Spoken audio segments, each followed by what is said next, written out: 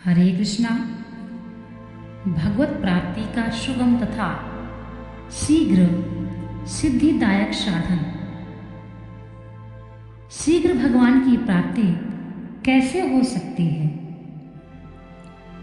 मनुष्यों को भगवत प्राप्ति बहुत सुगमता से तथा जल्दी हो सकती है, परंतु संसार की आसक्ति के कारण वह बहुत कठिन तथा देरी से होने वाली प्रतीत होती है। वास्तव में भगवत प्राप्ति कठिन नहीं है, प्रत्युत संसार की आसक्ति को छोड़ना कठिन है। इसी में भी गहराई से विचार करें तो आसक्ति को छोड़ना भी कठिन नहीं है, कारण कि कोई भी आसक्ति निरंतर नहीं रहती। आसक्ति मुख्य रूप से दो ही चीजों की होती है, भोग की और संग्रह की, परंतु इनकी आसक्ति एक दिन भी टिकती नहीं। उसमें निरंतर रहने की ताकत नहीं है। आसक्ति उत्पत्ति विनाश वाली वस्तुओं में होती है। यह नियम है कि उत्पन्न और नष्ट होने वाली वस्तुओं से मनुष्य की तृप्ति कभी हो ही नहीं सकती। नाशवान के द्वारा अविनाशी की तृप्ति कैसे होगी? नाशवान की आसक्ति अविनाशी कैसे होगी? हो ही नहीं सकती। आसक्ति आगंतुक दोष है, इसको मिटाने का उपाय है मेरा भगवान में ही प्रेम हो जाए। इस एक इच्छा को बढ़ाए हो, एक प्रेम के सिवाय और कोई इच्छा ना रहे। दर्शन की इच्छा भी नहीं। इस भगवत प्रेमी की इच्छा में बड़ी विलक्षण शक्ति है। इच्छा को इतना बढ़ाएं कि अन्य सब इच्छाएं गल जाए, केवल एक ही लालसा रह जाए कि मेरा भगवान में प्रेम हो जाए, तो इसकी सिद्धि होने में 8 पहर भी नहीं लगेंगे। मेरे को भगवान मीठे लगे, मेरा उनके चरणों में प्रेम हो जाए, ये वास्तव में हमारी आवश्यकता है। एक आवश्यकता होती है और एक इच्छा होती है। संसार की इच्छा को कामना, वासना, तृष्णा, आशा आदि नामों से कहते हैं, और परमात्मा की इच्छा को आवश्यकता, जरूरत, मांग, भूख आदि नामों से कहते हैं। तात्पर्य है कि नाशवान तरफ खिंचाव होना इच्छा है और अविनाशी की तरफ खिंचाव होना आवश्यकता है। इच्छा मनुष्य को भोग तथा संग्रह में लगाती है और आवश्यकता सत्संग, भजन, ध्यान आदि में लगाती है।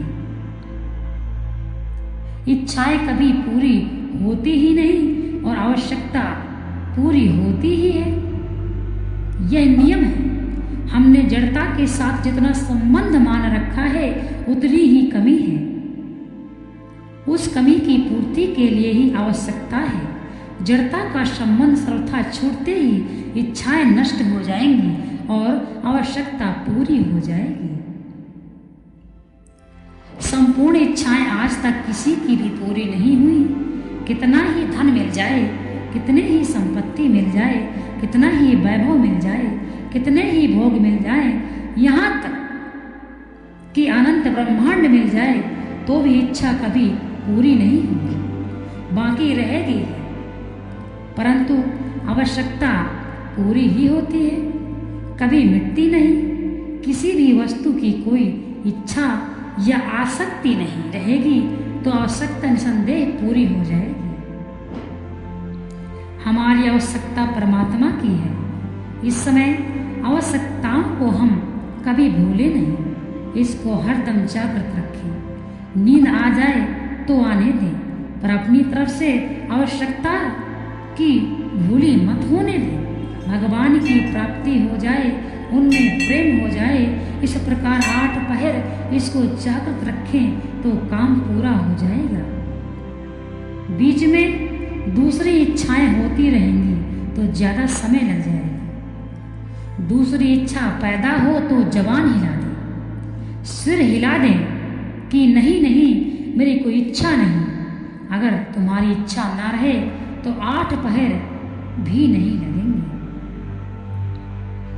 परमात्मा की प्राप्ति कठिन नहीं है, क्योंकि परमात्मा कहाँ नहीं है, कब नहीं है, किसमें नहीं है, ऐसी कोई वस्तु नहीं बता सकते, कोई काल नहीं बता सकते, कोई देश नहीं बता सकते, कोई स्थान नहीं बता सकते, कोई व्यक्ति नहीं बता सकते, कोई अवस्था नहीं बता सकते, कोई परिस्थिति नहीं बता सकते जिसमें परमात्मा ना हो। केवल उनकी इच्छा की कमी है और कुछ कमी नहीं है। केवल एक इच्छा हो जाए कि परमात्मा कैसे मिले, वे कैसे हैं, यह देखने की जरूरत नहीं है। केवल उनकी आवश्यकता की कभी विस्मृति ना हो। उनकी एक इच्छा, एक लालसा करने में तो समय लगेगा, पर परमात्मा की प्राप्ति होने में समय नहीं लगेगा। लोग पागल कहें, कुछ भी कहें, परवाह ना करें। केवल एक ही लालसा हो जाएगी तो अन्य सभी इच्छाएं मिट जाएंगी, अन्य इच्छाएं भी मिट जाएंगी। इसी प्रकार से भगवान की प्राप्ति व्यक्ति को ऐसे ही होती है। जिस चीज में व्यक्ति लगन लगा ले कि मुझे चाहिए, वह उसको अवश्य मिलती है।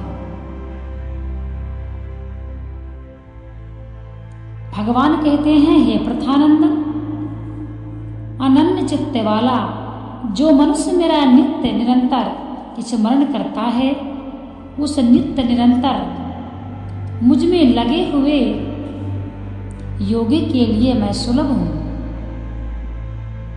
एक परमात्मा के सिवाय कोई इच्छा ना हो, ना जीने की इच्छा हो, ना मरने की, ना सुख की इच्छा हो, ना दुख की।